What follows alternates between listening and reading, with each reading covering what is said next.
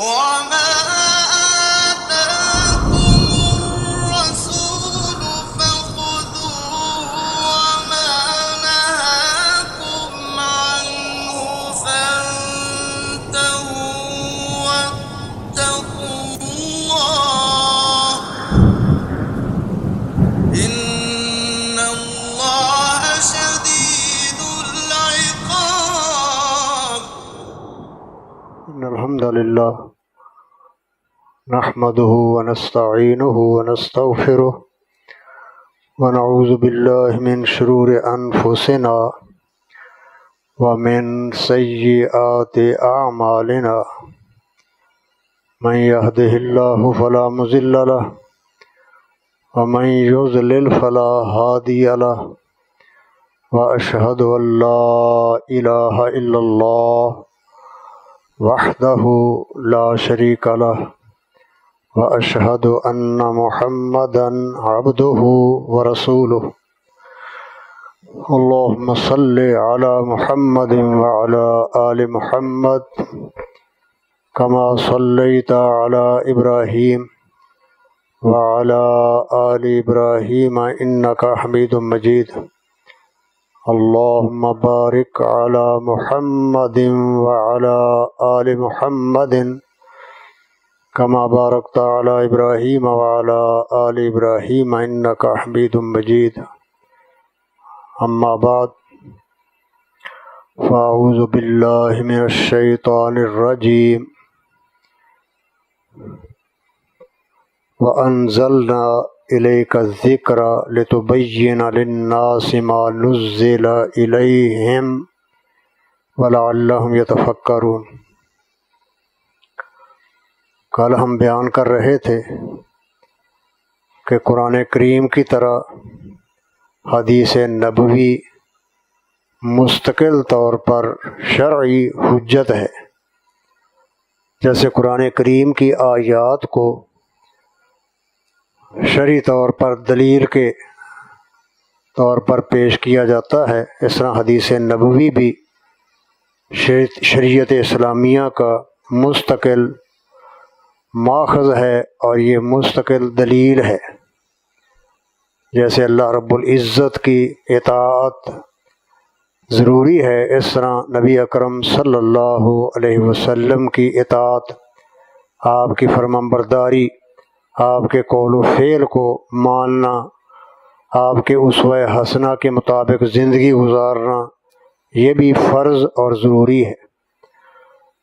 جو شخص یہ کہتا ہے کہ قرآن ہی کافی ہے، نبی علیہ السلام کی حدیث کی ضرورت نہیں ہے، اور حجیت حدیث کا انکار کرتا ہے، قرآن کریم کے فیصلے کے مطابق وہ کافر ہو جاتا ہے. کیونکہ اللہ رب العزت اور اس کے رسول کے درمیان تفریق کرنا، ایک کی بات ماننے کا دعویٰ کرنا اور نبی علیہ السلام کی بات، آپ کی حدیث، آپ کے قول و فعل سے انکار کرنا، یہ اللہ رسول میں تفریق کا باعث ہے. اس لیے حدیث حجت ہے. اور ہم نے بیان کیا تھا کہ حدیث جو ہے اس کا قرآن کریم کے ساتھ نسبت جو ہے، تعلق، وہ بیان کا ہے. حدیث نبوی قرآن کریم کا بیان ہے، اور بیان کی صورتیں ذکر کی تھیں کہ کبھی حدیث جو ہے وہ قرآن کے مجمل کو بیان کرتی ہے. قرآن کریم میں ایک چیز مختصر ہوتی ہے جس کو حدیث کے بغیر سمجھا نہیں جا سکتا. قرآن کریم میں نماز پڑھنے کا حکم دیا گیا ہے، لیکن نماز کی تفصیل ذکر نہیں ہے. لہذا نماز کی کیفیت، اصلیت، حقیقت اور اس کا طریقہ جاننے کے لیے حدیث نبوی لازم ہے. حدیث نبوی میں ہی نماز کی پوری تفصیل، کہ نماز جو ہے وہ کون سی ثنائی ہے، کون سی نماز ثلاثی ہے، کون سی رباعی ہے 4 رکعتی، کون سی نماز سری ہے، کون سی جہری ہے، ایک رکعت میں کتنے رکوع کرنے ہیں، کتنے سجدے ہیں، کہاں سے شروع کرنی ہے کہاں ختم کرنی ہے، یہ نماز کی پوری تفصیل نبی اکرم صلی اللہ علیہ وسلم نے بیان کی ہے۔ لہذا احادیث میں کتاب الصلاۃ مکمل جو ہے وہ بیان ہے اقیم الصلاۃ کا۔ اسی طرح قرآن کریم نے تو زکوٰۃ کا حکم دے دیا ہے، لیکن زکوٰۃ کن مالوں سے دینی ہے، کون سے مال زکوٰۃ سے مستثنیٰ ہیں، یہ حدیث بیان کرتی ہے۔ اور اسے زکوٰۃ کتنے عرصے بعد دینی ہے، ہر روز دینی ہے یا مہینے بعد یا سال بعد، حدیث بیان کرتی ہے کہ حولان حول ہو جائے، سال گزر جائے کسی مال پر اور وہ نصاب کو پہنچتا ہو، پھر زکوٰۃ ہے۔ پھر زکوٰۃ کن کو دینی ہے، یہ سب تفصیلات قرآن کریم کے ساتھ اللہ کے پیغمبر کی حدیث میں ذکر ہوتی ہیں، تو قرآن کریم کے اجمال کا حدیث بیان ہے۔ اور دوسری صورت یہ تھی کہ قرآن کریم کے مطلق کو حدیث مقید کرتی ہے۔ ایک حکم مطلق ہوتا ہے، حدیث اس پر قید لگا دیتی ہے کہ اس حکم پر اس قید کے ساتھ عمل کیا جائے گا۔ کبھی کبھی قرآن کریم کا حکم جو ہے وہ عام ہوتا ہے اور حدیث اس کی تخصیص کرتی ہے کہ عام اپنے عموم پر نہیں ہے بلکہ اس میں فلاں تخصیص ہے، یہ حدیث بیان کرتی ہے تخصیص کو۔ کبھی قرآن کریم کا حکم مشکل ہوتا ہے، سمجھ نہیں آتا کہ اس سے مراد کیا ہے، تو حدیث آ کر اس مشکل کی وضاحت کر دیتی ہے۔ اس طرح گویا حدیث قرآن کریم کا بیان ہے۔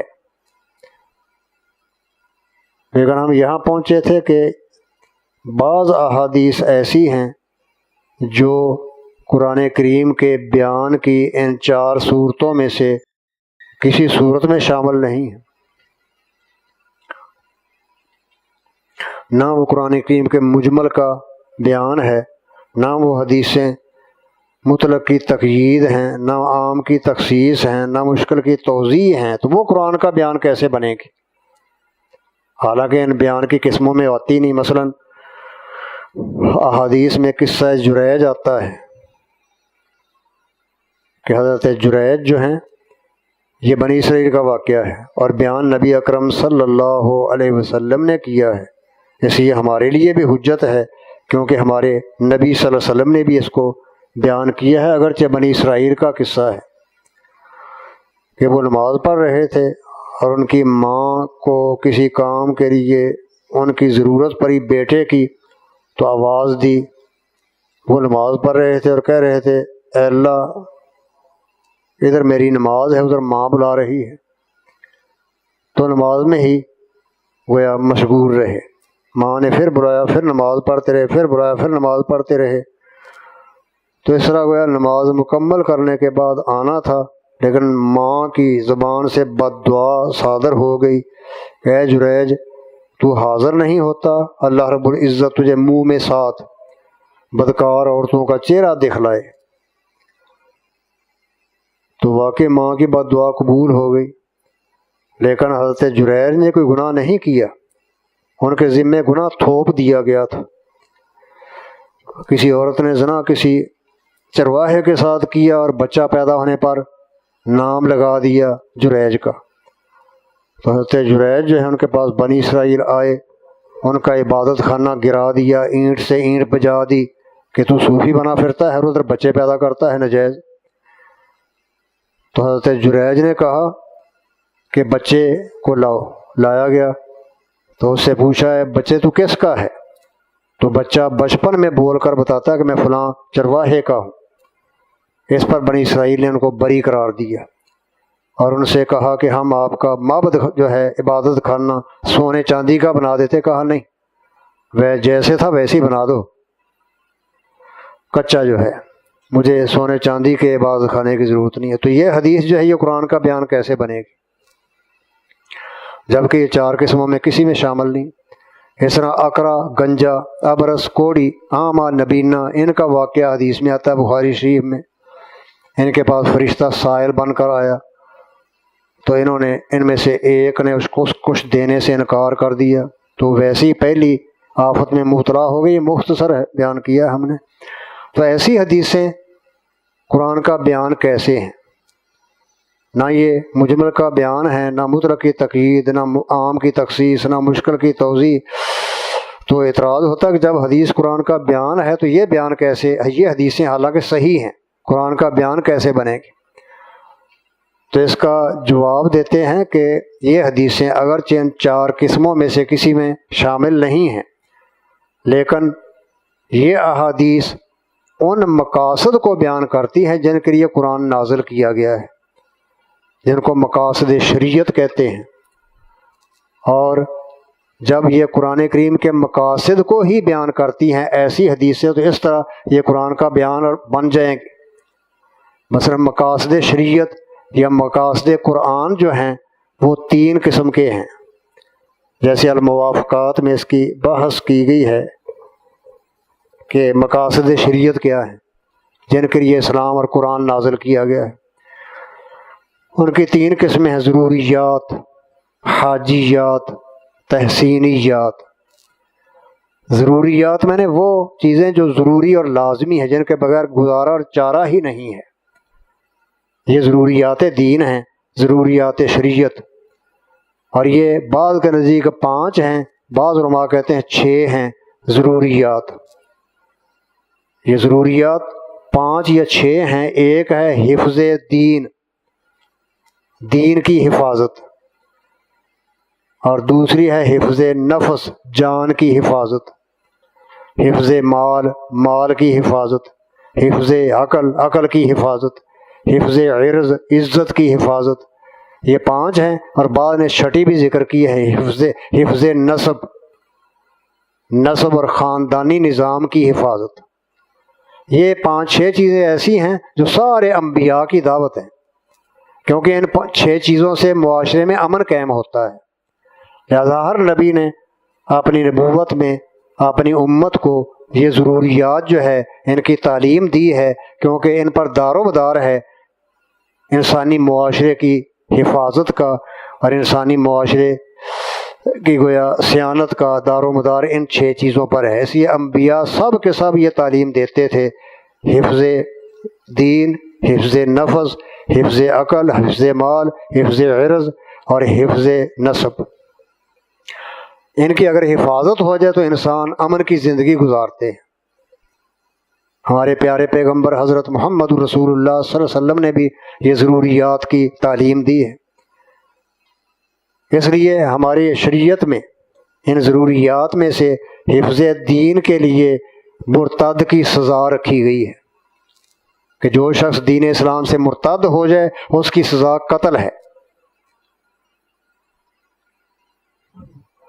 اسلام میں کسی کو داخل کرنے کے لیے کوئی جبر نہیں ہے، کوئی زبردستی نہیں ہو سکتی کہ آپ کسی عیسائی کو اسلحے کے زور پر مسلمان بنائیں، اس کی اجازت نہیں ہے۔ لا اکراہ فی الدین، دین میں زبردستی نہیں کی جا سکتی۔ آپ اپنی دعوت پیش کریں غیر مسلموں کے پاس، اور وہ قبول کرتے ہیں تو ٹھیک ہے، نہیں کرتے تو معاملہ ان کا اللہ تعالیٰ کے ساتھ ہے۔ آپ کا کام تبلیغ اور دعوت ہے، زبردستی لوگوں کو مسلمان بنانا یہ آپ کا کام نہیں ہے۔ لیکن اگر کوئی آدمی اپنی رضا سے، خوشی سے مسلمان ہو جاتا ہے، اسلام قبول کرنے کے بعد پھر نکلنے کی اجازت نہیں ہے۔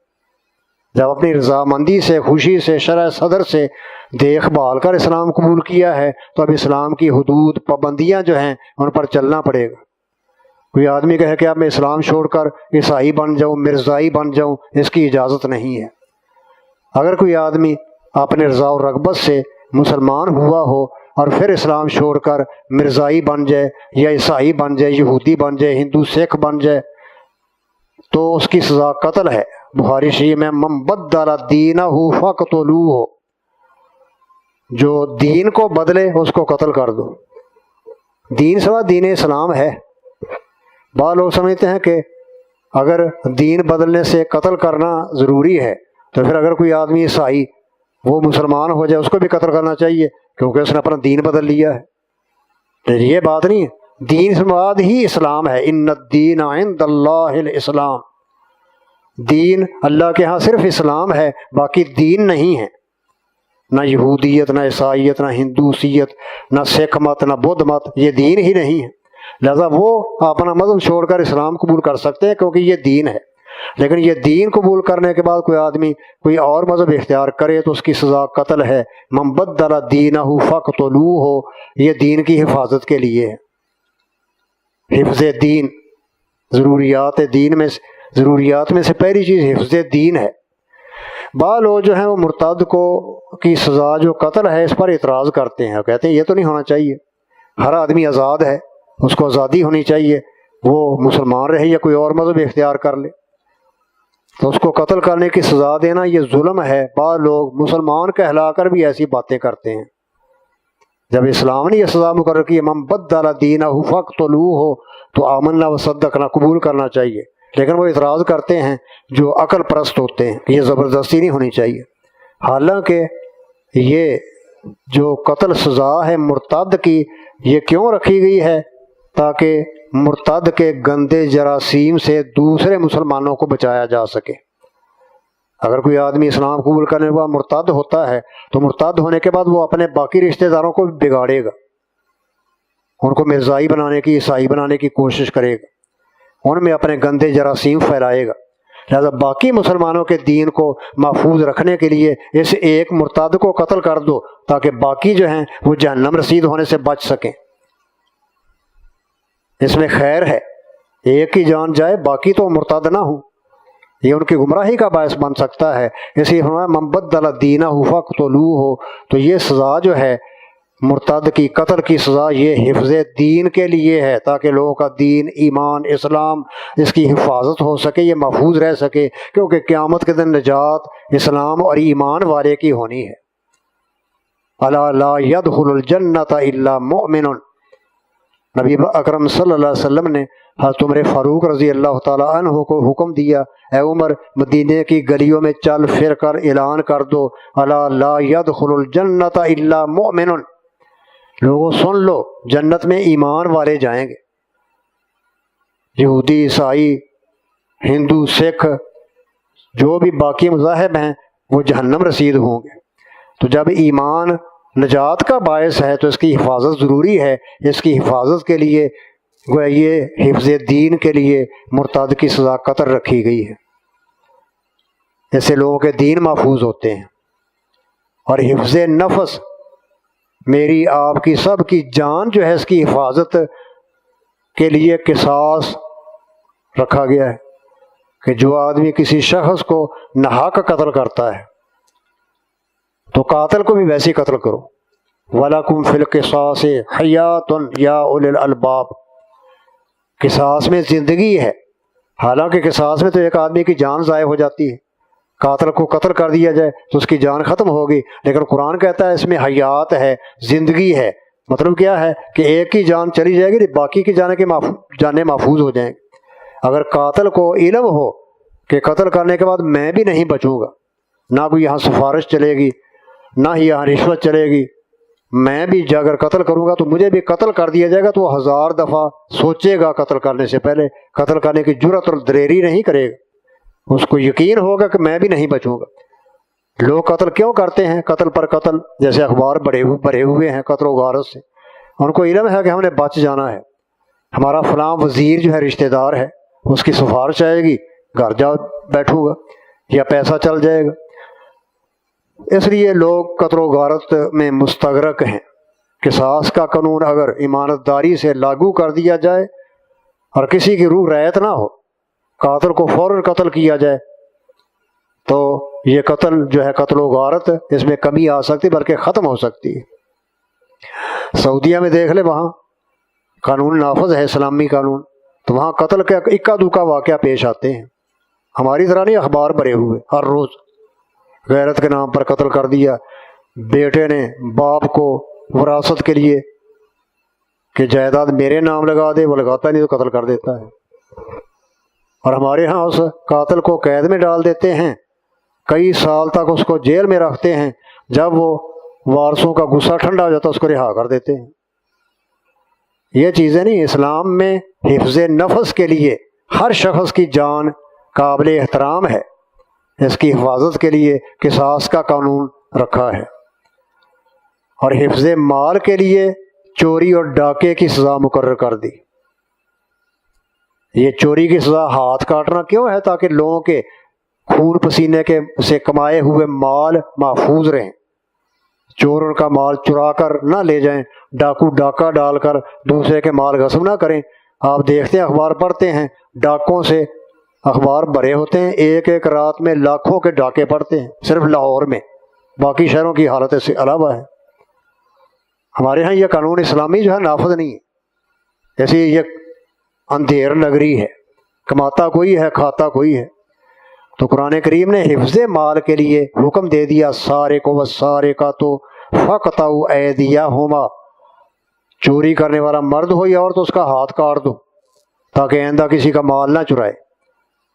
یہ قانون اگر امانت داری سے حکومت لاگو کر دے کہ چور کو چھوڑنا نہیں ہے، اس کو ہاتھ کاٹنے کی سزا دینی ہے، تو چور چوری کرنے سے پہلے 1000 دفعہ سوچے گا کہ اگر میں نے چوری کی تو ہاتھ کٹ جائے گا۔ یہاں تو رہتے کی جاتی ہیں، اس لیے وہ مال چوری کیے جاتے ہیں۔ ڈاکے کی سزا مقرر کر دی، انما جزاء الذین یحاربون اللہ ورسولہ ویسعون فی الارض فسادا ان یقتلوا او یصلبوا او تقطع ایدیہم وارجلہم من خلاف او ینفوا من الارض۔ اس کی مختلف حالتیں ہیں کہ کس حالت میں یہ سزا دینی ہے، کس صورت میں فلاں سزا دینی ہے۔ تو گویا ڈاکو کی سزا کہ اس کا ایک ہاتھ ایک پاؤں کاٹ دو، دایاں ہاتھ بایاں پاؤں کاٹ دو، ایک کا کاٹو گے باقی امن کی نیند سوئیں گے۔ اگر ڈاکوؤں کو یہ سزا دی جائے چند ایک کو تو لوگ امن کی نیند سوئیں، ان کے جان مال، ان کے دولت جو ہے کمائی ہوئی، خون پسینے کی کمائی محفوظ رہ سکتی ہے۔ تو یہ سزا جو ہے چوری کی، ڈاکے کی، یہ حفظ مال کے لیے ہے۔ اور حفظ عقل کے لیے نشے کی سزا مقرر کر دی ہے، شراب کی، کہ اس کو کوڑے لگائے جائیں۔ یہ عقل کی حفاظت کے لیے، کیونکہ عقل اللہ رب العزت کی بہت بڑی نعمت ہے جو اللہ تعالیٰ نے انسان کو عطا کی ہے۔ اس عقل کے ساتھ ہی انسان حیوانوں سے، جانوروں سے، ڈنگروں سے ممتاز ہے اور اشرف المخلوقات ہے۔ اس عقل کی حفاظت ضروری ہے۔ نشہ کر کے، شراب پی کر عقل کو زائل کرنا اس کی اجازت نہیں ہے، لہذا حفظ عقل کے لیے شریعت نے گویا کوڑے لگانے کی سزا مقرر کی ہے۔ وہ 40 کوڑے ہیں یا 80، وہ الگ مسئلہ ہے۔ اور اس طرح حفظ عرض، عزت انسان کو بڑی پیاری، ہر شخص اپنی عزت کی حفاظت چاہتا ہے کہ کوئی آدمی میری عزت کو پامال نہ کرے، مجھے بے عزت نہ کرے، وہ اس کی توہین ہے۔ تو عزتوں کی حفاظت کے لیے شریعت نے حد قذف مقرر کر دی ہے۔ والذین یرمون المحصنات ثم لم یأتوا بأربعة شہداء فاجلدوہم 80 جلدہ، جو نجائز تہمتیں لگاتے ہیں، کوئی آدمی کسی پاک باز عورت کو زنا کی تہمت لگا کر بدنام کرتا ہے یا کسی مرد کو اس طرح بدنام کیا جاتا ہے، تو ایسے شخص کے لیے لازم ہے کہ وہ اس جرم کو ثابت کرنے کے لیے 4 گواہ پیش کرے کہ واقعی اس نے زنا کیا ہے یا نہیں۔ اگر نہیں کرے گا، 4 گواہ نہیں ہوں گے، 3 ہوں گے یا ہوں گے ہی نہیں، تو اس کو 80 کوڑے لگائے جائیں گے۔ وہ یہ حد قذف جو ہے یہ عزتوں کی حفاظت کے لیے ہے، تاکہ سب لوگ باعزت زندگی گزار سکیں۔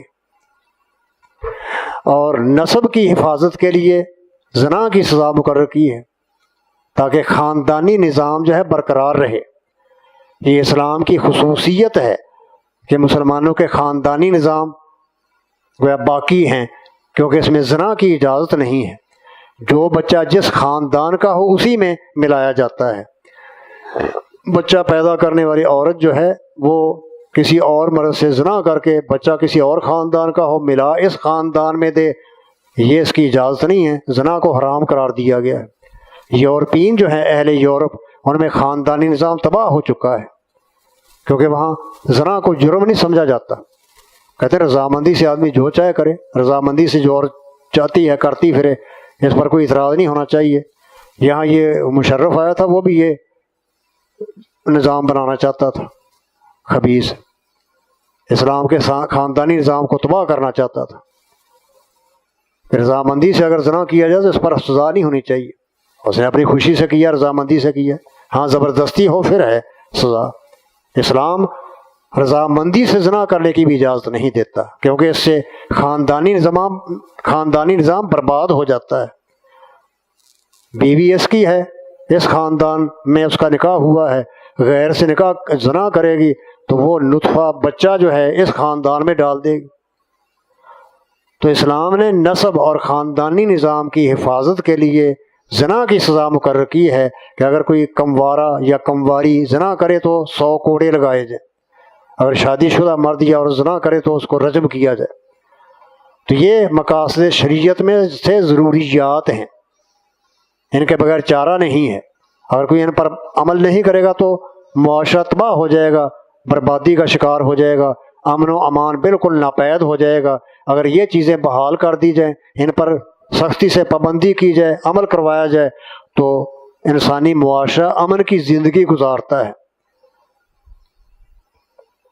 لہٰذا ہماری حکومتوں کو بھی یہی سوچنا چاہیے کہ اصلاح کیسے ہوتی ہے۔ اصلاح اوپر سے نہیں ہوگی، نیچے سے لوگوں کی ذہن سازی کی جائے، ان کو اسلامی تعلیم دی جائے، ہمارے اسکولوں میں، کالجوں میں، یونیورسٹیوں میں، اداروں میں اسلام نافذ ہو، اسلام کی تعلیم ہو، تاکہ لوگوں کو احترام انسانیت کا پتہ چلے کہ انسان کا مقام کیا ہے۔ معمولی بات پر اس کی گردن کاٹ کر رکھ دیتے ہیں۔ یہ لوگ گویا جاہل ہیں، بدو، ان کو علم نہیں ہے کہ انسانی جان کی قدر کیا ہے۔ تو جب ذہن سازی ہوگی اداروں سے، تعلیمی اداروں سے، تو یہ بچہ پھر معاشرے میں گویا لوگوں کے امن کو برباد نہیں کرے گا۔ اوپر سے آپریشن کرتے ہیں، نیچے سے وہ کام ویسے ہی جاری رہتا ہے۔ ایک مظلوم کو مارتے ہیں، کئی اس کے ہمدرد اور کھڑے ہو جاتے ہیں اس کام کے لیے۔ یہ بیوقوفی کی بات ہے۔ اداروں میں اسلامی نظام قرآن و سنت کی روشنی میں گویا پڑھنے والیوں کی تربیت ہونی چاہیے۔ تو خیر یہ ضروریات ہیں مقاصد شریعت میں سے، ان کی دعوت ہر پیغمبر نے، ہر نبی نے اپنی نبوت میں دی ہے۔ اور دوسری چیز مقاصد شریعت یا مقاصد قرآن میں سے ہے حاجیات۔ حاجیات سے مراد ہے کہ کسی مسئلے میں تخفیف حاصل ہو جائے، تخفیف حاصل ہو، جیسے سفر میں نماز قصر کرنے کی اجازت دے دی گئی ہے، بیمار کو روزہ چھوڑنے کی اجازت دے دی گئی ہے۔ یہ حاجیات ہیں جن میں کسی حکم میں تخفیف ہو جاتی ہے۔ اور ایک ہے تحسینیات۔ تحسینیات سے مراد یہ ہے کسی کام کو اعلیٰ اور احسن طریقے سے سر انجام دینا، اگرچہ وہ ضروری نہیں ہے، لیکن وہ چیز اختیار کر لی جائے تو کام بڑا مستحسن ہو جاتا ہے، احسن اور اعلیٰ طریقے سے ادا ہوتا ہے۔ جیسے کتاب الآداب حدیثوں میں آتا ہے نا، اس میں ادب آداب سکھلائے جاتے ہیں۔ ہاتھ دھو کر کھانا کھانا چاہیے، کھانا کھانے کے بعد منہ صاف کیا جائے، ہاتھ صاف کیا جائیں، اس طرح آداب کی باتیں اسلام میں بے شمار ہیں۔ تو یہ تحسینیات ہیں، اور یہ مقاصد شریعت، یہ مقاصد قرآن ہیں۔ قرآن کریم یا اسلام یا شریعت جو ہے، ان چیزوں کو قائم کرنے کے لیے قرآن نازل ہوا ہے، اسلام دیا گیا ہے۔ تو یہ حدیثیں جو نہ قرآن کے مجمل کا بیان ہے، نہ مطلق کی تقیید یا عام کی تخصیص، نہ مشکل کی توضیح، یہ مقاصد شریعت کو بیان کرتی ہیں۔ چونکہ اس قرآن کا مقصد کیا ہے؟ ان مقاصد کو بروئے کار لانا۔ اور یہ حدیثیں جو ہیں، جریج کی حدیث، اقرا عامہ ابرس کی حدیث، یہ بھی مقاصد شریعت جو ہیں ان سے تعلق رکھتی ہیں۔ ماں باپ کی اطاعت کا حکم ہے، جریج کی حدیث سے متعلق ہو جائے گی۔ قرآن کریم میں رذیلہ بخل کی مذمت کی گئی ہے اور خرچ کرنے کی ترغیب دی گئی ہے۔ انفقوا بار بار آتا ہے، اور بخل سے بچنے کا حکم ہے۔ تو اقرا عامہ ابرس کی حدیث اس مقصد کو پورا کرتی ہے۔ اس طرح یہ حدیثیں بھی قرآن کریم کا بیان بن جاتی ہیں۔ وہ اس طرح کتاب و سنت دونوں مل کر یہ مکمل اسلام ہے، اور حدیث نبوی قرآن کی وضاحت اور بیان ہے۔ لہٰذا جیسے مبین قرآن کریم حجت شرعی ہے، اس طرح اس کا بیان حدیث جو ہے وہ بھی شرعی حجت ہے۔ تو یہ بات ہوگی کہ حدیث کی قرآن کے ساتھ نسبت بیان کی ہے، تباین کی یا استنباط وغیرہ کی نہیں، بلکہ بیان ہے۔ یہ حدیث قرآن کی وضاحت کرتی ہیں۔ وہ استنباط الگ ہے کہ آپ کسی حدیث سے کوئی مسئلہ مستنبط کریں یا ایسے کریں، لیکن حدیث کی نسبت قرآن کے ساتھ بیان اور وضاحت کی ہے۔ تو جیسے وہ حجت ہے، یہ بھی حجت ہے۔ مبین کو لینا اور بیان کو چھوڑ دینا یہ حماقت ہے۔ آگے ایک مسئلہ ہے، حدیث نبوی حجت ہے، لیکن جو منکرین حدیث ہیں وہ حدیث پر 3 قسم کے اعتراض کرتے ہیں، کیونکہ وہ حدیث کے انکاری ہیں۔ کہتے ہیں قرآن ہی کافی ہوا ہے، اللہ کی بات ماننی ہے، نبی کی نہیں ماننی جس پر قرآن نازل ہوا ہے۔ تو وہ کہتے ہیں حدیثیں جو ہیں ان پر 3 قسم کے اعتراضات آتے ہیں۔ ایک اعتراض تو یہ کرتے ہیں کہ حدیث ظنی ہے، لہذا ظنی چیز کی پیروی نہیں ہونی چاہیے، قرآن قطعی ہے، یقینی، قرآن کی اتباع ہونی چاہیے۔ حدیث تو ظنی ہے، اور قرآن کریم میں ظن کی اتباع کی مذمت کی گئی ہے، ان یتبعون الا الظن وان هم الا یخرصون۔ قرآن کہتا ہے یہ ظن کے پیچھے پڑتے ہیں اور اٹکل کی پیروی کرتے ہیں، مذمت ہو رہی ہے ظن کی۔ جب ظن کی مذمت کی گئی ہے قرآن کریم میں تو حدیث بھی ظنی ہوتی ہے، اس کی اتباع نہیں کرنی چاہیے، ظنی چیز نہیں یقینی چیز کی پیروی کرنی چاہیے، وہ قرآن ہے۔ یہ ایک اعتراض ہے ان کا۔ اور دوسرا اعتراض ان کا یہ ہے حدیث نبوی پر، جواب ہم بعد میں دیتے ہیں، کہ حدیث جو ہے یہ نبی صاحب نے لکھوائی نہیں ہے۔ آپ قرآن کی آیت نازل ہوتی تھی تو لکھواتے تھے، لیکن حدیث نہیں لکھواتے تھے۔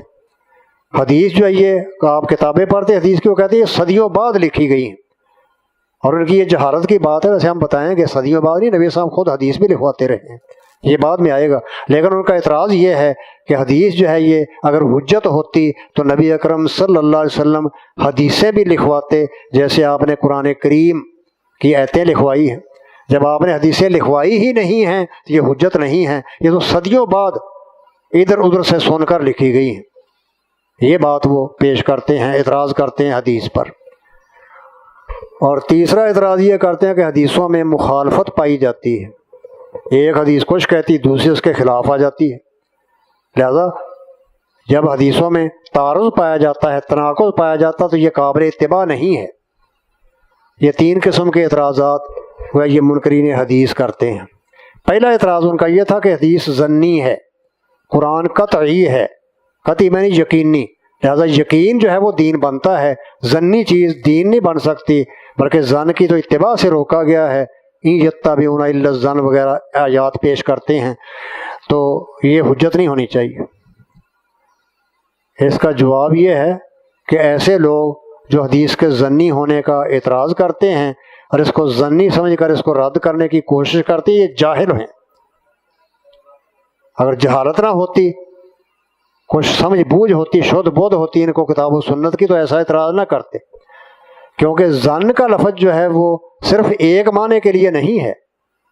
انہوں نے ایک معنی لے لیا ہے کہ حدیث ظنی ہے، یہ وہم و گمان ہے، اس کی پیروی نہیں ہونی چاہیے، حالانکہ ظن کا لفظ، ہم کہتے ہیں حدیث ظنی ہے، اور ظن کے لفظ کے کئی معنی ہیں۔ قرآن کریم میں ہی ظن کا لفظ مختلف مقامات میں مختلف معنوں کے لیے استعمال ہوا ہے۔ مثلا قرآن کریم میں ظن کا لفظ یقین کے معنی میں بھی آتا ہے، یہ نہیں کہ یہ وہم کے معنی میں ہی ہے، اٹکل پچو کے معنی میں ہے، نہیں، ظن یقین کے معنی میں بھی قرآن کریم میں استعمال ہوا ہے۔ الذین یظنون انہم ملاقو ربہم وانہم الیہ راجعون۔ الذین یظنون انہم ملاقو ربہم، وہ لوگ جو یقین رکھتے ہیں کہ وہ اپنے رب سے ملاقات کرنے والے ہیں، قیامت آنے والی ہے، آخرت قائم ہونے والی ہے۔ یہاں آخرت کے بارے میں ظن کا لفظ آیا ہے، اور آخرت پر ایمان یقینی چیز ہے، کوئی ظنی چیز نہیں ہے۔ جب تک ایمان بالآخرت میں یقین نہ ہو وہ قبول ہی نہیں ہوتا۔ تو یہاں ظن جو ہے یقین کے معنی میں ہے، الذین یظنون انہم ملاقو ربہم، وہ لوگ جن کو یقین ہے کہ وہ اپنے رب سے ملنے والے ہیں۔ ایمان بالآخرت، اس کے لیے یقین ضروری ہے، تو اس آیت میں ظن کا لفظ یقین کے معنی میں استعمال ہوا ہے۔ ایک معنی یہ ہو گیا۔ دوسرا، کبھی ظن کا لفظ جو ہے یہ ظن غالب کے معنی میں بھی آتا ہے، غلبہ ظن جسے کہتے ہیں، غالب گمان یہ ہے۔ تو ظن جو ہے یقین کے معنی کے لیے بھی اور غلبہ ظن کے معنی میں بھی استعمال ہوتا ہے۔ قرآن کریم میں ہی ظن کا لفظ غلبہ ظن کے معنی میں استعمال ہوا ہے۔ ان طلقها فلا جناح علیہما ان یتراجعا ان ظنا ان یقیما حدود اللہ۔ میاں بیوی میں طلاق ہوگی ہے تو کوئی بات نہیں، وہ آپس میں رجوع کر سکتے ہیں، لیکن اگر ان کو ظن غالب ہو کہ ہم اللہ کی پابندیوں کو پورا کریں گے، ہم حقوق زوجیت کو ادا کریں گے، اس میں سستی اور کوتاہی نہیں ہوگی، اگر اس کا غلبہ ظن ہو تو وہ آپس میں رجوع کر لیں، کیونکہ مستقبل کے بارے میں انسان کو غلبہ ظن ہی ہو سکتا ہے۔ آئندہ کیا ہونے والا ہے انسان اس کے بارے میں غلبہ ظن کر سکتا ہے، یقین نہیں حاصل ہو سکتا۔ کل کیا ہونے والا ہے اللہ تعالیٰ کو علم ہے، بندے کو علم نہیں۔ لہٰذا ان ظن ان یقیما حدود اللہ ہے، اگر ان کو آئندہ مستقبل میں حدود اللہ تعالیٰ کی پابندیاں جو لگائی ہیں، اس مراد حقوق زوجیت ہیں، حقوق زوجیت پورے کرنے کا غلبہ ظن ہو تو رجوع کر لیں آپس میں۔ رجوع گویا وہ عدت سے پہلے ہو یا عدت کے بعد نکاح کرنے کی صورت میں ہو۔ تو یہاں ان ظن ان یقیما حدود اللہ ہے، یہاں ظن کا لفظ غلبہ ظن کے معنی میں استعمال ہوا ہے، اور جیسے یقین حجت ہے، غلبہ ظن بھی شریعت میں حجت ہے۔ گویا جیسے یقین کو علم کہتے ہیں، یقین علم کی قسم ہے، غلبہ ظن بھی علم کی قسم ہے، اور علم جو ہے وہ حجت ہے۔ مثلا قرآن کریم میں غلبہ ظن کو دلیل کے طور پر پیش کیا گیا ہے، اذا جاءکم المؤمنات مہاجرات فامتحنوہن واللہ اعلم بایمانہن فإن علمتموہن مؤمنات فلا ترجعوہن الی الکفار۔ اگر مکے سے، اس وقت مکے سے ہجرت ہوتی تھی، کچھ عورتیں مسلمان ہو کر مدینے میں آ جائیں تو اللہ نے حکم دیا ان اسلام لانے والوں عورتوں کا امتحان لو، امتحان سے بعد ان کا جائزہ لو کہ واقعی اسلام کے لیے آئی ہے یا کوئی اور مقصد ہے، کہیں معاش کا مقصود تو نہیں ہے، کسی کی محبت میں آئی ہو، اس کا جائزہ لو، پڑتال کرو۔ اگر تمہیں غلبہ ظن ہو جائے، کیونکہ کسی عورت کے ایمان کے بارے میں غلبہ ظن ہو سکتا ہے، یقین حاصل نہیں ہو سکتا۔ آپ کسی کا دل پھاڑ کر تو نہیں دیکھ سکتے مومن ہے یا نہیں، آپ اس سے سوال جواب کریں گے، آپ کو غلبہ ظن ہوگا واقعی ایمان کے لیے آئی ہے، اسلام کی خاطر اس نے مکہ چھوڑ کر مدینے میں ہجرت اختیار کی ہے، تو غلبہ ظن ہو سکتا ہے۔ یہاں دیکھ لو ہے غلبہ ظن کہ امتحان اور جائزہ لینے کے بعد اگر غلبہ ظن ہو جائے تو پھر ان کو کافروں کی طرف واپس نہ لٹاؤ، کیونکہ یہ مسلمان ہیں، یہ کافروں کے لیے حلال نہیں رہی، مسلمان عورت کافر کے نکاح میں نہیں رہ سکتی۔ تو یہاں غلبہ ظن جو ہو سکتا ہے اس پر علم کا لفظ بولا گیا ہے، فَإِنْ عَلِمْتُمُوهُنَّ مُؤْمِنَاتٍ فَلَا تَرْجِعُوا، اور اس پر حکم بھی مرتب کیا گیا ہے کہ ان کو اب کافروں کی طرف واپس نہ لٹاؤ۔ جب تمہیں غلبہ ظن ہو گیا ہے وہ مسلمان ہونے کے لیے آئی ہے تو اب کافروں کے لیے حلال نہیں رہی، اس پر حکم بھی لاگو کر دیا۔ وہ غلبہ ظن جو ہے وہ علم ہے یقین کی طرح، اور جیسے یقین حجت ہے غلبہ ظن بھی حجت ہے، اس پر احکام مرتب ہوتے ہیں۔ فَلَا تَرْجِعُوهُنَّ إِلَى الْكُفَّارِ۔ تو بتا ہم یہ رہے کہ ظن کا لفظ ایک معنی کے لیے نہیں ہے جیسے منکرین حدیث سمجھتے ہیں اپنی جہالت اور حماقت کی وجہ سے، بلکہ ظن کے کئی معنی ہیں، یقین بھی اور غلبہ ظن بھی۔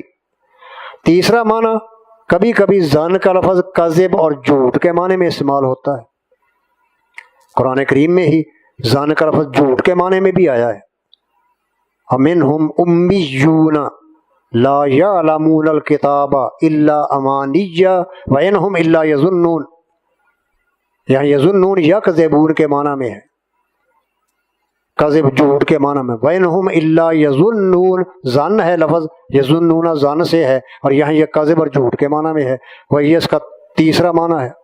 کبھی کبھی چوتھا معنی یہ ہے ظن کا، قرآن کریم سے ہی ثابت ہے، کبھی ظن کا لفظ جو ہے بد زنی اور بد گمانی کے معنی میں بھی استعمال ہوتا ہے، کسی کے بارے میں بد زنی کرنا، بد گمانی کرنا، یہ بھی ظن کا معنی قرآن کریم میں ہی آتا ہے۔ اجتنبوا کثیرا من الظن ان بعض الظن اثم، اکثر بدگمانیوں سے بچو، بعض بدگمانیاں گناہ کا باعث بنتی ہیں۔ یا لڑکا کھڑا ہے کسی اپنے ساتھی کے انتظار میں، وہاں سے عورتیں گزری، آپ بدگمانی کریں کہ یہ عورتوں کی وجہ سے کھڑا تھا، ایسا نہیں ہونا چاہیے، ایسی بدگمانیوں سے بچنا چاہیے، شاید وہ کسی اور مقصد کے لیے کھڑا ہو، تو یہ بدگمانیاں جو ہے یہ گناہ کا باعث بن جاتی ہیں۔ تو یہاں گویا اجتنبوا کثیرا من الظن، یہاں ظن کا لفظ بدگمانی بد زنی کے معنی میں استعمال ہوا ہے۔ کبھی کبھی ظن کا لفظ وہم کے معنی میں بھی آتا ہے، ظن و تخمین، وہم کے معنی میں بھی ظن کا لفظ قرآن کریم میں ہی آیا ہے۔ قرآن کریم میں ہے کہ کافر کہتے تھے آخرت کے بارے میں ان نظن الا ظنا وما نحن بمستيقنين، ہمیں وہم سا ہے کہ شاید آخرت قیامت آئے گی، یقین نہیں آتا۔ دنیا ایسی سجی ہوئی ہے، دن ہوتا ہے، رات ہوتی ہے، کاروبار چل رہے ہیں، اتنی مخلوقات زندگی بسر کر رہی ہے، یہ نظام بدلے گا اور یہ فلاں ہوگا، پھر قیامت آئے گی، آخرت کی زندگی قائم ہوگی۔ کہتے ہمیں محمد صلی اللہ علیہ وسلم کے کہنے سے وہم سا خیال معلوم ہوتا ہے کہ شاید قیامت آ جائے، لیکن یقین حاصل نہیں ہوتا کہ واقعی قیامت آئے گی۔ یہاں ان نظن الا ظنا، ہمیں وہم سا ہے، وما نحن بمستيقنين، یقین نہیں۔ یہاں ظن کر وہم و گمان، وہم اور ظن و تخمین کے معنی میں ہے۔ تو یہ چند معنی، 5 معنی قرآن کریم میں ہی ظن کے آ گئے۔ اور یہاں یاد رکھیں، جہاں جس آیت میں یا جس حدیث میں ظن کی مذمت آئی ہو، وہاں آخری 3 معنی مراد ہوتے ہیں۔ وہ ظن جو ہے جس کی مذمت ہوگی، یا وہ کذب کے معنی میں ہوگا، جھوٹ کے معنی میں، یا بدظنی کے معنی میں ہوگا، یا وہم اور ظن و تخمین کے معنی میں ہوگا، اٹکل کے معنی میں۔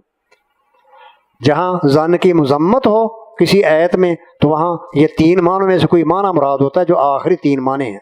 پہلے 2 معنی جو ہیں وہ شرعی طور پر حجت ہیں، ظن بمعنی یقین اور ظن بمعنی ظن غالب، یہ شرعی طور پر حجت ہے۔ یقین تو واضح ہے، لیکن ظن غالب جو ہے وہ بھی حجت ہے، اس کو علم سے تعبیر کیا گیا ہے، اور اس پر حکم بھی مرتب کر کے قرآن کریم میں دکھلایا گیا ہے۔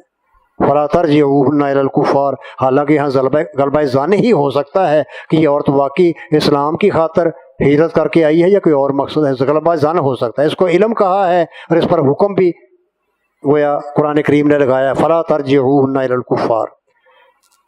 تو 2 معنی ممدوح ہیں اور 3 معنی مذموم ہیں۔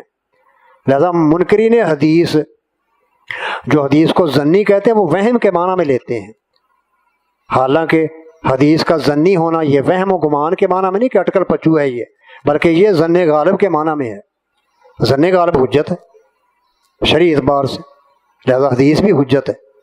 تو منکرین حدیث کی جہالت ہے کہ وہ ایک معنی سامنے رکھ کر حدیث کے ظنی ہونے کا انکار کر دیتے ہیں، جبکہ ظن کے کئی اور معنی بھی ہیں جو یہاں حدیث ظنی میں مراد ہیں، اور وہ حجت ہے۔ امام راغب نے اپنی کتاب المفردات میں، مفردات القرآن، اس میں انہوں نے ظن کی تعریف کی ہے جو اس حدیث ظنی کو اور واضح کر دیتی ہے۔ امام راغب کہتے ہیں ظن کسے کہتے ہیں، صفحہ 317 پر غالباً انہوں نے ظن کی تعریف کی ہے، الظن لما یحصل عن امارات متا کاویت عدت الى العلم ومتا ضعفت جدا لم يتجاوز حد التوہم۔ الظن لما یحصل عن امارات، ظن اس چیز کو کہتے ہیں جو دلیل سے حاصل کی جائے، دلائل میں غور کرنے سے جو چیز حاصل کی جائے اس کو ظن کہتے ہیں۔ جیسے جیسے یہ دلائل قوی ہوتے جائیں گے، وہ حدیث کا گویا قوی ہونا بڑھتا جائے گا۔ متا قاویت عدت الی العلم، جیسے جیسے یہ دلائل قوی ہوتے جائیں گے، علم تک پہنچا دیں گے، یقین حاصل ہو جائے گا۔ وہ متا ضعفت جداً، اگر یہ دلائل کمزور ہوں، دلائل کمزور ہوں، پھر توہم تک پہنچا دیتے ہیں، وہم تک جو حجت نہیں ہے۔ تو انہوں نے کیا کہا ہے، الظن اسم لما یحصل، الظن اسم لما یحصل عن امارات، ظن نام ہے اس چیز کا جو دلائل سے جانی جائے۔ اب دیکھیں حدیث کو ظنی کیوں کہتے ہیں، کیونکہ حدیث کی صحت جو ہے وہ دلائل کے ساتھ جانی جاتی ہے۔ قرآن کریم تو متواتر ہے، قرآن کریم کی آیت آ گئی آمنا وصدقنا، وہاں تحقیق کرنے کی ضرورت نہیں ہے کہ آیت ثابت ہے یا نہیں، اس کی سند کیا ہے، کون کون اس آیت کو قرآن مانتے ہیں، کوئی ضرورت نہیں، متواتر ہے۔ قرآن کریم تو متواتر ہے، وہاں دلائل میں غور و فکر کی ضرورت نہیں ہے، لیکن جب کوئی حدیث آتی ہے تو اس کے سند میں غور و فکر کیا جاتا ہے، اس کے رجال کو پرکھا جاتا ہے، اس کے متن کو پرکھا جاتا ہے کہ متن میں کوئی علت خفیہ تو نہیں ہے، یہ شذوذ تو نہیں ہے، سند میں کوئی انقطاع تو نہیں ہے، کوئی ارسال تو نہیں ہے۔ حدیث میں چونکہ ان دلائل میں غور کرنے کے بعد اس کا یقین حاصل ہوتا ہے، اس لیے حدیث کو ظنی کہتے ہیں۔ حدیث کو ظنی اس لیے نہیں کہتے کہ یہ وہم ہے، اٹکل پچو ہے۔ اور اس کو یتبعون الا الظن میں داخل کر دیں، نہیں، حدیث کو ظنی اس لیے کہتے ہیں کیونکہ اس کی صحت جو ہے وہ دلائل میں غور و فکر کرنے کے بعد حاصل ہوتی ہے۔ آپ نے سند کو دیکھا، اس کے راویوں کو پرکھا، حدیث کے متن کو پرکھا، پتہ چلا کوئی علت نہیں ہے اس میں، راوی بالکل ثقہ اور معتبر ہیں، کوئی انقطاع نہیں ہے، تو ثابت ہو گئی یہ حدیث صحیح ہے، لہٰذا یہ یقینی ہے، اس کی صحت یقینی ہے۔ خاص طور پر جب کہ اس پر اجماع ہو جائے پھر تو اس کی صحت یقینی اور متواتر کی طرح حتمی بن جاتی ہے۔ تو حدیث کو ظنی، ابن امام راغب کی اس تعریف سے معلوم ہوا کہ حدیث کو ظنی اس لیے نہیں کہتے کہ یہ وہم و گمان ہے، اٹکل ہے، نہیں، بلکہ اس لیے کہتے ہیں کہ حدیث جو ہے وہ دلائل میں غور و فکر کرنے کے بعد پھر لی جاتی ہے۔ الظن لما یحصل، الظن اسم لما یحصل عن امارات، یہ دلائل جب آپ ان میں غور و فکر کریں گے، اگر یہ دلائل قوی سے قوی ہوں تو حدیث کی یقینیت جو ہے، اس کی صحت جو ہے وہ بڑھتی چلی جائے گی۔ اگر دلائل کمزور ہوں تو حدیث نیچے گرتی جائے گی، وہم تک پہنچ جائے گی، اس کو چھوڑنا پڑے گا، یہ حدیث جو ہے ضعیف ہے یا موضوع ہے یا منکر ہے۔ تو اس بات کو یاد رکھنا چاہیے۔ حدیث کو ظنی کیوں کہتے ہیں؟ کیونکہ اس کی صحت دلائل میں غور و فکر کرنے کے بعد معلوم کی جاتی ہے۔ قرآن کریم میں اس چیز کی ضرورت نہیں، وہ متواتر ہے۔ تو یہ جو اعتراض کیا تھا انہوں نے کہ حدیث ظنی ہے، اور ظنی چیز جو ہے وہ وہمی ہوتی ہے، اور ظنی کی ظن کی اتباع سے قرآن روکتا ہے، یتبعون الا الظن، اس کی مذمت کرتا ہے۔ یہ بات جاہلوں کی ہے، کوئی آدمی عالم ہو کر ایسی بات نہیں کر سکتا۔ ایسے جاہلوں کے پاس ایک معنی آ گیا، اس کو حدیث ظنی پر منطبق کر دیا، حالانکہ اس کا معنی ظنی کا یہ نہیں ہے، وہ ہے جو ہم نے بیان کیا ہے۔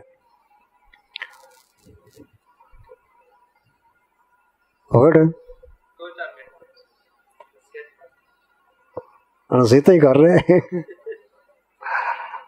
بعض لوگ یہ کہ دوسرا اعتراض یہ ہے حدیث پر ان کا کہ حدیث جو ہے یہ نبی صاحب نے لکھوائی نہیں ہے، قرآن لکھوایا آپ نے، لہٰذا جو آپ نے لکھوایا وہ حجت ہے، جو لکھوائی نہیں وہ حجت ہی نہیں۔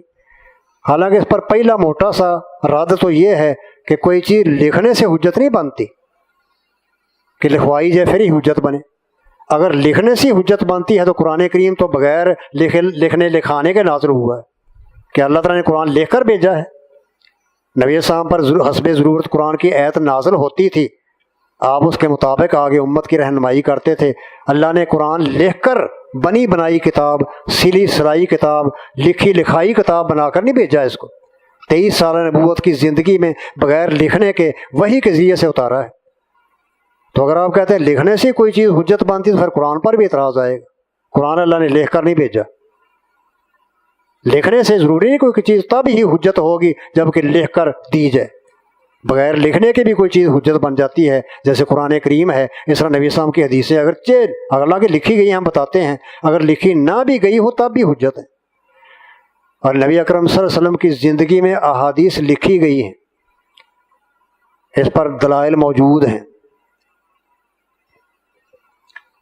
یہ لوگ جو کہتے ہیں حدیث صدیوں بعد لکھی گئی ہے، بخاری شریف 2 صدیوں بعد لکھی گئی ہے، پہلے موجود نہیں تھی، یہ کہاں سے آ گئی؟ یہ لوگ جاہل ہوتے ہیں اصل میں، غلام احمد پرویز جیسے اس قسم کے لوگ، وہ ساری زندگی گورنمنٹ کی نوکری کرتے ہیں، جب ریٹائر ہو جاتے ہیں تو قرآن لے کر بیٹھ جاتے ہیں اور ایسے ہاتھ رکھ لیتے ہیں جیسے بڑا غور و فکر کر رہے ہیں قرآن میں، سمجھ بوجھ ہوتی نہیں، ان کی بنیاد ہی خام کچی ہوتی ہے۔ ریٹائر ہونے کے بعد قرآن کی تفسیر شروع کر دی، اور چونکہ ہوتے ذہین ہیں اپنی ذہانت سے باتیں بنا لیتے ہیں، ایسی عبارتیں بنا لیتے ہیں کہ لوگوں کو متاثر کر لیتے ہیں۔ تو ایسے لوگوں کی کتاب جو ہے وہ بغیر علم کے نہیں پڑھنی چاہیے، پہلے آپ کو کتاب و سنت کا عبور ہو، پھر ایسے لوگوں کی کتاب پڑھیں۔ اگر اس کے عبور کے بغیر پڑھیں گے تو ہو سکتا ہے گمراہی کا شکار ہو جائیں۔ تو نبی اسلام حدیثیں جو ہیں وہ پہلے بھی لکھی گئی ہیں، دیکھیں یہ لوگ کہتے ہیں حدیثیں صدیوں بعد لکھی گئی ہیں، بخاری شریف 200 سال بعد لکھی گئی ہے، اس سے پہلے اس کا کوئی وجود نہیں تھا، حالانکہ پہلے بھی حدیث کی کتابیں موجود تھیں۔ امام بخاری رحمۃ اللہ علیہ کے استاد ہیں امام احمد بن حنبل رحمۃ اللہ علیہ، استاد امام احمد ہیں، ان کی کتاب موجود ہے حدیث کی، مسند احمد، جس میں 40,000 کے قریب حدیثیں ہیں، اگرچہ بعض ضعیف بھی ہیں، حسن بھی ہیں، صحیح بھی ہیں، مختلف درجات کی حدیثیں، لیکن یہ مسند احمد بخاری شریف سے پہلے موجود ہے۔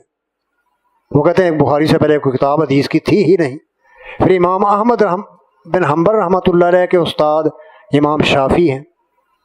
امام شافعی رحمۃ اللہ علیہ کی کتاب الام پہلے موجود ہے، مسند احمد سے بھی پہلے. اگرچہ کتاب الام مستقل حدیث کی کتاب نہیں ہے، لیکن اس میں بے شمار حدیثیں امام شافعی نے نقل کی. وہ کتاب الام میں بے شمار حدیثیں انہوں نے بطور دلیل کے درج کی ہیں. ان حدیثوں کو بعض ان کے متبعین مقلدین نے الگ کر کے بھی لکھ دیا ہے، جس کو مسند شافعی کہتے ہیں. کتاب الام سے وہ حدیثیں لے کر الگ جمع کر دی. تو امام شافعی نے جو حدیثیں ذکر کی ہیں وہ مسند احمد، امام احمد سے بھی پہلے، امام بخاری سے بھی پہلے لکھی ہوئی. امام شافعی کے استاد تھے امام مالک. امام مالک رحمۃ اللہ علیہ، ان کا موطا امام مالک ان سب سے پہلے موجود ہے جو حدیث کی کتاب ہے. تو یہ کہنا کہ بخاری شریف صدیوں بعد لکھی گئی، اس سے پہلے حدیث کہاں لکھی ہوئی تھی، یہ جاہل لوگ ہیں، ان کو علم ہی نہیں ہے کہ پہلے بھی حدیثیں موجود تھیں، حدیث کی کتابیں موجود تھیں. لیکن وہ حدیث کی کتابیں یا حدیثیں جو ہیں وہ خلط ملط لکھی ہوئی تھیں. امام بخاری نے بس یہ کام کیا ہے کہ ان کی باب بندی کر دی اور ان سے مسائل کا استنباط کیا ہے. حدیثیں پہلے ہی تھیں، انہوں نے پہلے استادوں سے لی ہیں. صرف باب بندی کرنا، فقہی ابواب قائم کرنا، یہ ان کا کام ہے. نبی اکرم صلی اللہ علیہ وسلم بھی حدیثیں لکھواتے تھے. جیسے ایک موقع پر آپ نے زکوٰۃ کی تفصیلات پر مشتمل ایک پرچہ ورقہ لکھوایا. آپ چاہتے تھے کہ اس کو گویا صحابہ کرام میں نقلیں کروا کر پھیلائیں، لیکن اس کے پھیلانے سے پہلے ہی آپ کی وفات ہو گئی. تو ورقہ جو ہے وہ نبی السلام کی تلوار کے نیام میں محفوظ کر دیا گیا. ابو بکر صدیق رضی اللہ تعالیٰ جب خلیفہ بنے تو انہوں نے یہ پرچہ لے کر جو زکوٰۃ کے مسائل پر مشتمل تھا اس کی نقلیں کروا کر مسلمانوں کے سربراہوں کو بھیجی تاکہ اس کے مطابق عمل کروائیں. آپ نے زکوٰۃ کے مسائل لکھوائے. عبداللہ بن عمر بن عاص رضی اللہ تعالیٰ عنہ وہ نبی السلام سے جو سنتے لکھ لیتے تھے، آپ کے سامنے بیٹھ کر لکھتے تھے. اور نبی السلام سے لکھوانا ثابت ہے، وہ لکھتے جاتے. بعض لوگوں نے قریش نے اعتراض کیا کہ آپ ہر چیز لکھ لیتے ہیں نبی السلام سے، حالانکہ بعض دفعہ آپ غصے کی حالت میں ہوتے ہیں، غصے کی حالت میں کوئی خلاف حقیقت بات بھی آپ کے منہ سے نکل سکتی ہے، تو ہر بات نہ لکھا کرو. عبداللہ بن عمر لکھنے سے رک گئے اور نبی السلام کے پاس آئے. کہا اللہ کے رسول، لوگ یہ کہتے ہیں کہ نبی السلام بعض دفعہ غصے کی حالت میں ہوتے ہیں، لہذا ہر بات نہ لکھا کرو. تو آپ نے فرمایا اپنی زبان مبارک طرف اشارہ کرتے ہوئے، اے عبداللہ لکھ، اکتب فوالذی نفسی بیدہ لا یخرج منہ الا حق. اللہ کی قسم اس زبان نبوت سے حق ہی نکلتا ہے، خواہ میں غصے کی حالت میں ہوں یا خوشی کی حالت میں ہوں، راضی ہوں یا ناراض ہوں، زبان نبوت سے خلاف حق بات نہیں نکلتی، لہذا لکھتا رہے. آپ نے لکھنے کی اجازت دی. بے شمار مثالیں ہیں. وقت پورا ہو گیا ہے تو اللہ رب العزت ہمیں حق کو سمجھنے کی اور حدیث مبارک کو آگے پھیلانے کی اور اس کے خلاف اعتراضات کی تردید کی توفیق دے. وآخر دعوانا مولاي صل وسلم دائما أبدا على حبيبك خير